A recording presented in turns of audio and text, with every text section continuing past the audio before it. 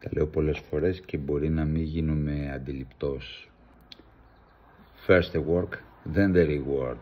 Αυτός ο όρος που υπάρχει, ότι instant or fast or quick gratification, σημαίνει ότι κάνω κάτι μέσα στη ροή της δουλειάς μου για να ευχαριστήσω τον εαυτό μου πρόσκαιρα, έτσι, ότι κάτι έκανα για αυτόν και εν πάση περιπτώσει να ανακουφίσω μια εσωτερική αγωνία. Είναι αυτό που λέμε όπως λέμε τις παρορμητικές αγορές, έτσι, impulsive purchases κτλ.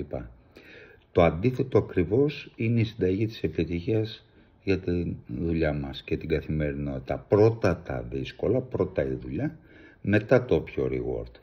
Παράδειγμα, θέλω το special καφέ, έχω καιρό να τον απολαύσω. Μετά, έχω το αντικείμενο που ήθελα να ψωνίσω. Μετά, έχω το τάδε, δεν ξέρω τι, απόκτημα, προσωπικό δώρο, ρούχα, παπούτσια που ήθελα να... Μην το κάνεις, μην κόβεις δηλαδή το ρυθμό σου εργασίας και τη ροή για να μπεις σε αυτό το κόλπο του δίθεν ευχάριστου διαλύματος και rewarding.